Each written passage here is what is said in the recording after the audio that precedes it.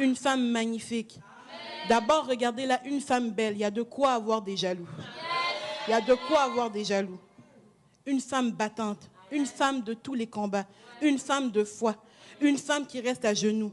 Ce n'est pas parce que c'est facile, elle est là en train de chanter ce matin. Non, mais c'est parce que c'est une femme de foi. Une femme forte. Une femme aguerrie. Et j'aimerais qu'on acclame encore pour notre maman. Maman, si vous pouvez vous avancer.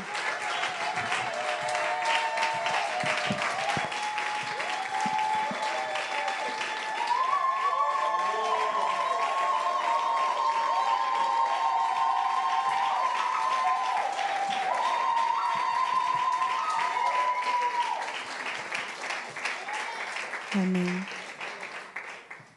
Amen, amen. Merci beaucoup. Ça fait plaisir de vous voir.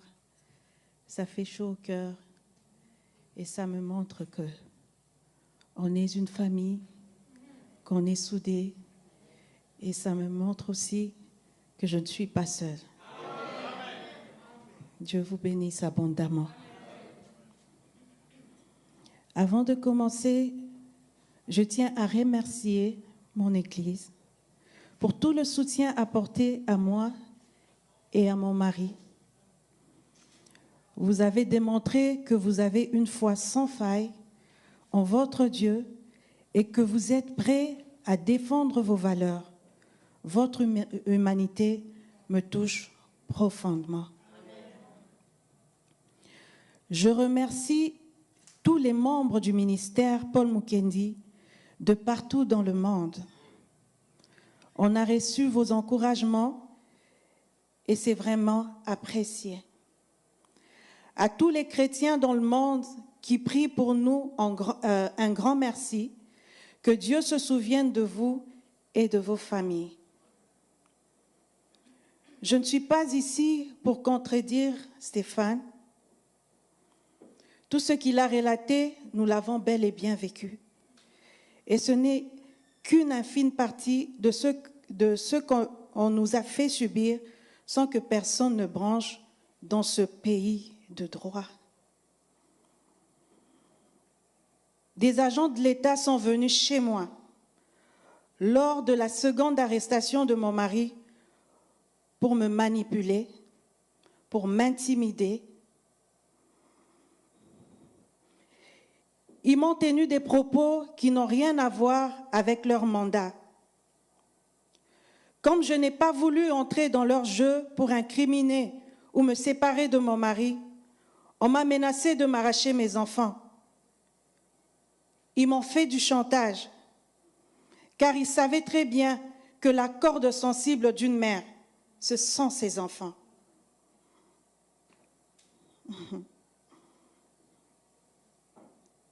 Comme je n'ai pas cédé au chantage, ils ont mis leur plan à exécution et m'ont retiré mes enfants en les plaçant pendant 6 mois dans d'autres familles inconnues. Ils sont allés jusqu'à s'opposer à ce que nos enfants soient placés dans les familles amies. Parce qu'ici à Québec, lorsqu'on te prend les enfants, le premier endroit où on met les enfants, c'est dans des familles amies. On regarde d'abord si vous avez de la famille proche. Et s'il n'y a pas de famille proche, on les met dans les familles amies. Et si cela n'existe pas, c'est là qu'on va les mettre dans des familles qu'on ne connaît pas. Nous n'avons pas eu droit à cela. Ils sont venus,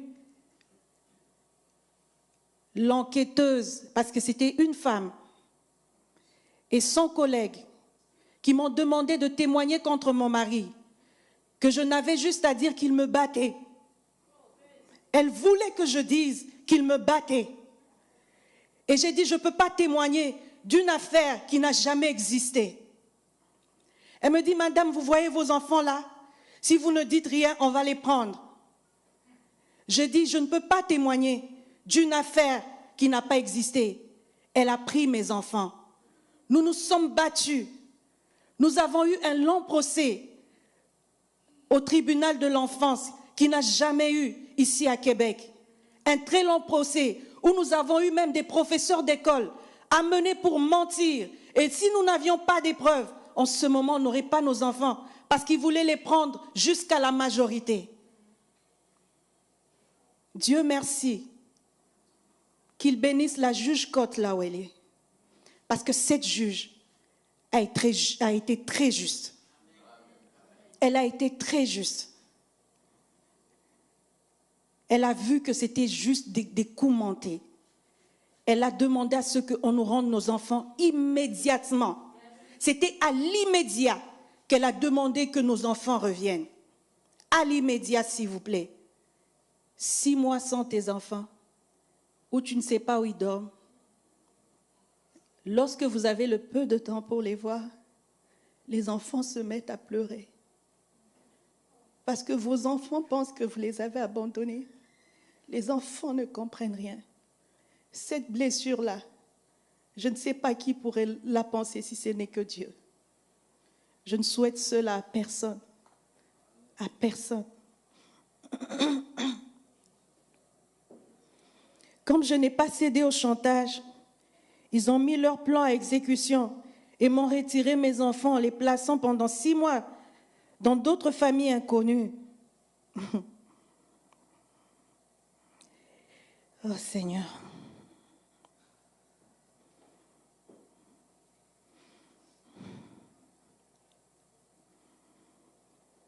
Nous avons eu un procès le plus long.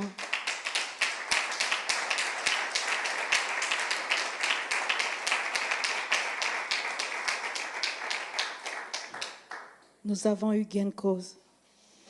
J'ai vite compris qu'on était dans une affaire orchestrée pour détruire mon mari. Monsieur Dufour m'a regardé droit dans les yeux, m'a dit que mon mari était une personne non grata et qu'il allait avoir raison de lui.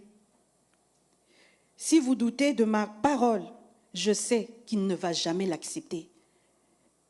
Mais si c'est quelqu'un de vrai, tel qu'il m'avait regardé droit dans les yeux pour me dire que mon mari était une personne non grata, qu'il le dise.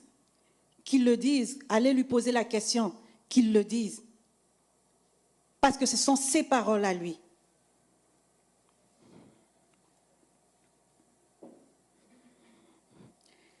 J'ai témoigné de cela même devant le tribunal. Quel que soit ce qu'on disait aux enquêteurs, aux enquêteurs criminels, tout était rejeté du revers de la main. L'affaire était jugée d'avance. Notre version des faits n'était voulue ni par les enquêteurs, ni par la procureure au dossier. J'ai jamais vu une procureure de la couronne, qui représente la couronne, avoir un parti pris. Un procureur de la couronne est censé prendre les deux côtés, écouter et voir si ce dossier devra aller jusque là où ça devrait. Un procureur de la couronne devra être impartial. Mais ce que nous avons vécu, c'était un jugement déjà établi. C'était déjà scellé. On a eu une procureure qui était capable de se moquer même de nous, de se moquer de tous les gens qui sont venus nous soutenir. Il n'y avait pas de place de vérité. Pourtant, elle savait très bien que mon mari était innocent. Ce dossier est plein de contradictions qu'une procureure de la couronne, digne de ce nom, n'aurait pas pu ignorer, ni même jusqu'à déposer des accusations. On sentait une haine, une vendetta, un mépris non déguisé. Elle est allée même à se moquer de tous ceux qui osaient s'afficher avec nous et nous soutenir. Dans cette ville de Québec, on a subi de l'intimidation. Si ce n'était pas été Dieu, on aurait eu des crises cardiaques ou des pensées suicidaires. Pire encore, on nous a traités comme si nous ne méritons pas d'avoir ce que nous avons, allant jusqu'à critiquer le fait qu'on envoie nos enfants à l'école privée. Je veux vous dire aujourd'hui que mon mari est un pasteur, mais aussi un chef d'entreprise. Dieu l'a béni. Financièrement, c'est un homme béni. Il n'a à craindre rien. Si je dois utiliser un autre terme, je dirais qu'il est riche. Et il n'a pas besoin de dépouiller les gens pour subvenir à nos besoins. C'est un travailleur et comme tout le monde, il gagne sa vie à la sueur de son front. Sans raison, on nous a fermé tous nos comptes bancaires. On se lève un bon matin. Lorsqu'il voit, parce que Stéphane vous a raconté l'histoire, mais je pense qu'il l'a raconté, c'était pas trop profond. Ils sont venus, ils ont pris mon mari. Et directement, vous êtes endormis, on frappe à la porte, vous voyez des gens qui viennent prendre votre mari, 35 enquêteurs qui débarquent, on l'accuse d'agression sexuelle, on l'accuse et de fraude fiscale, on vient, on nous prend les enfants pour dire qu'il est un mauvais père, le tout à la fois. Mon Dieu, dans quel pays on est? Est-ce vraiment un pays de droit? Si c'est le cas, montrez-le nous. S'il vous plaît. Le même homme, à la fois, s'il vous plaît. Et lorsqu'on l'a accusé d'évasion, de fraude fiscale, les journalistes en ont parlé, est-ce qu'ils vous ont dit que ces gens-là se sont désistés? Vous n'avez pas eu cette version-là? Vous n'avez pas eu la version que c'est l'UPAC était à la maison, 35 enquêteurs qui se sont désistés. Vous n'avez pas eu la version où tous les chefs d'accusation sont tombés, ils se sont désistés. Et ils n'ont gardé juste une seule pour dire qu'il n'avait pas bien fait sa déclaration de je ne sais pas quelle année et qu'il a eu une amende comme tout citoyen normal. Comme tout citoyen normal. Et les journalistes ne vous l'ont pas dit. Ils ont retourné l'information pour dire qu'il a une amende de je ne sais plus combien, 100 000 ou quoi.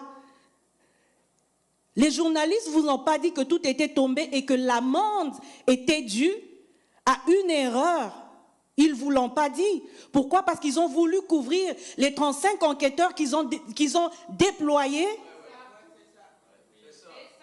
35 enquêteurs, on a fouillé ma maison de fond en comble, dans les plafonds, partout. Et quand je suis rentrée dans ma chambre, les deux enquêteurs qui étaient dans ma chambre, l'un d'eux parlait à son patron pour dire « on n'a rien trouvé ». Lorsque ceux de Revenu Québec n'ont rien trouvé, le patron a appelé et l'UPAC a débarqué. Et tous les comptes ont été bloqués, les bijoux ont été pris, les choses de valeur ont été prises. Une seule personne a vécu tout ça. Les journalistes ne vous l'ont pas dit parce qu'il fallait qu'on le présente comme un monstre. Il faut qu'on le présente comme un monstre. Il doit tomber, c'est un voleur. Il est venu voler. Ça fait honte au Québec, ces journalistes. Vous faites insulte à votre pays.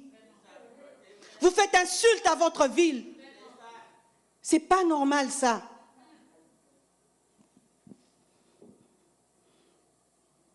Et ensuite, on l'emmène au tribunal. Ils viennent, ils ferment tout. Je suis au Québec, ça va faire depuis 2013. Tous les gens avec qui on est arrivé en même temps, que je peux connaître, ont eu leur nationalité. Et moi, on a refusé de me donner. Ils ont bloqué. Pourquoi? Parce que je suis mariée à Paul Mukendi. Je n'ai pas droit à avoir la nationalité. C'est triste. Mes enfants sont nés ici. Parce que je suis la femme à Paul Mukendi. On se lève un bon matin, la banque vous appelle pour vous dire on n'a plus besoin que vous soyez nos clients. Vous avez vu ça où? Et comme c'est dans le droit de la banque de ne pas vous expliquer pour quelle raison, vous vous levez un matin, Scotia t'envoie la lettre, TD t'envoie la lettre, les banques vous envoient les lettres, vous vous demandez, Seigneur, qu'est-ce qui se passe? Qu'est-ce qui nous tombe sur la tête? Pourquoi? Parce que Revenu Québec et UPAC ont trouvé qu'il était innocent, que les comptes, ils ne pouvaient plus les garder bloqués, alors la banque doit vous rejeter. Est-ce que vous voyez ça au moins? Est-ce que vous le voyez? Est-ce que vraiment, tel que vous êtes assis, vous trouvez que nous sommes fous et malades? Est-ce que vous trouvez vraiment que cet homme qui a crié qu'il est innocent est vraiment fou et malade? Nous avons été tous au procès. Ce n'est pas parce que je suis sa femme que je le dis. Ça s'est murmuré même dans les tribunaux. Les constables, certains avocats qui murmuraient tout en bas. C'est quoi ce verdict? Ils ne peuvent pas le dire haut, mais moi j'ai entendu. C'est quoi ce verdict? Tout le monde sait qu'il est innocent. Les faits ont été présentés. Ou une femme qui dit avoir été poignardée n'est jamais allée se faire soigner dans aucun hôpital, dans aucune pharmacie, mais qui a survécu au poignard. Dans quel sens? On va se poser la question.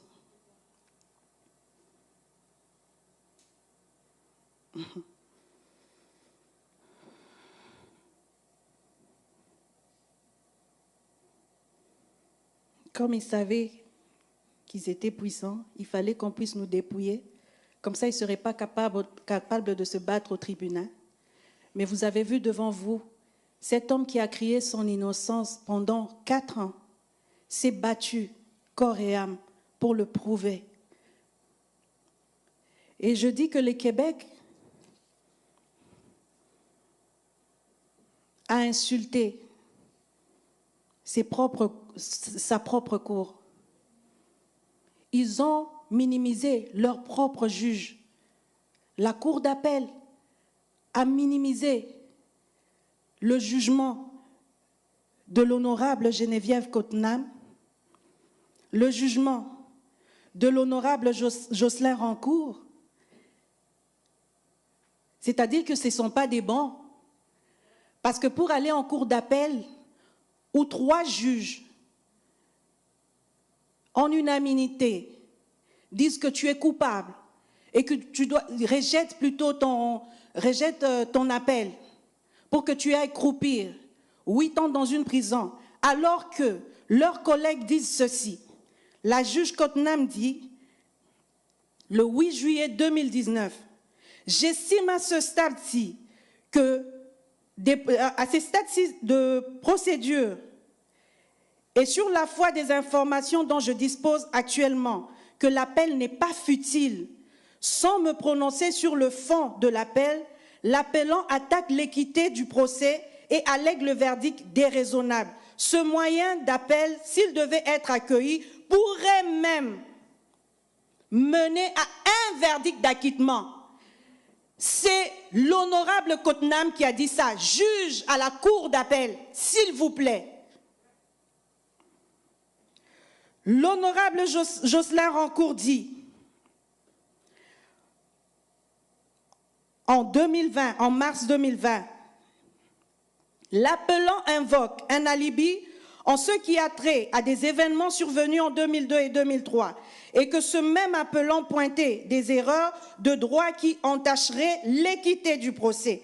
Une valeur fondamentale de notre système de justice. Mais cette valeur-là fondamentale n'est pas faite pour M. Paul Mukendi parce qu'il est noir. C'est parce qu'il est noir. Lui n'a pas droit à l'équité. Ce sont les juges de la cour d'appel, ceux qui ont fait qu'il puisse sortir en prison, qui ont vu qu'il y avait un problème sérieux dans ce dossier. Mais d'où viennent que 3 juges, tout d'un coup, refutent l'appel du révérend Paul Mukendi? Ne voyez-vous pas qu'il y a anguille sous roche? Ne voyez-vous pas? Est-ce que ça demande beaucoup plus d'intelligence?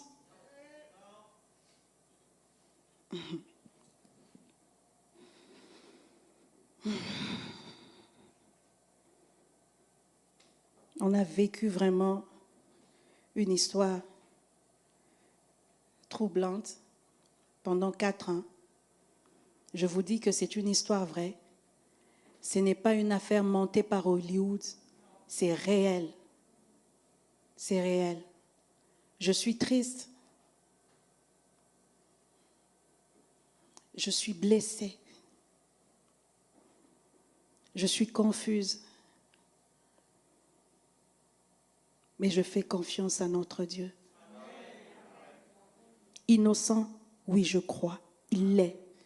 Parce que cette bataille, je suis allée avec lui. J'ai tout vu. J'ai tout lu. J'ai tout vécu avec lui. Et la procureure le sait. Bien qu'elle s'affole et s'agite là. Et celui qui chapeaute toute cette affaire, je vais lui dire, je ne te connais pas. Je ne sais pas pour qui tu es. En ce moment, tu es le puissant.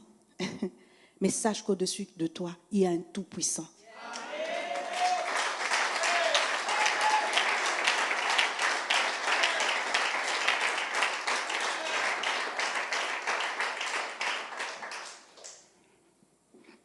Mon mari,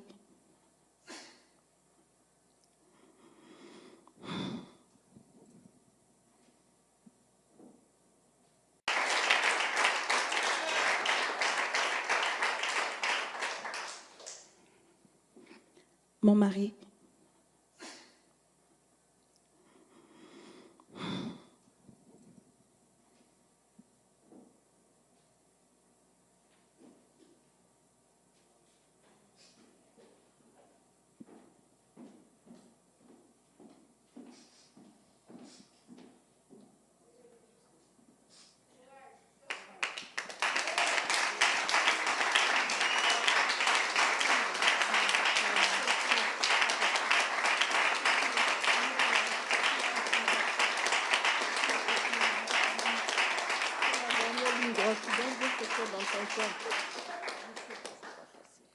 mon meilleur ami à moi,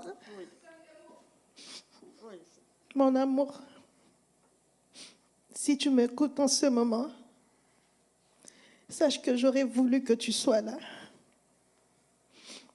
Mais face à une telle injustice, je ne peux pas te blâmer. C'est devant tout le monde que cette injustice a eu lieu. Je sais que si tu étais blanc, on ne t'aurait pas abandonné. On n'aurait pas posé des questions.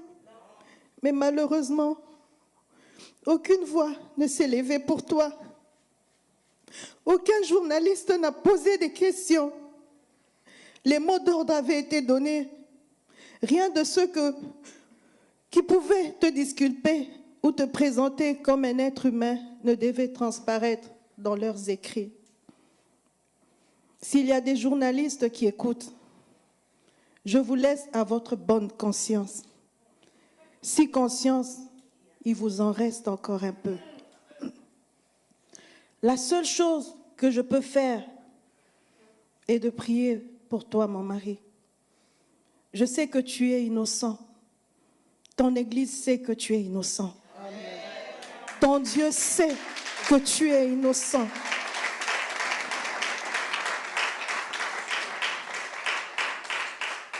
Et même tes accusateurs savent que tu es innocent.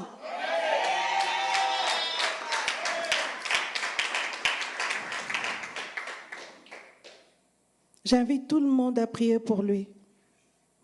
Prions pour qu'il puisse revenir auprès de ses enfants et de son Église. Levons-nous pour prier, s'il vous plaît.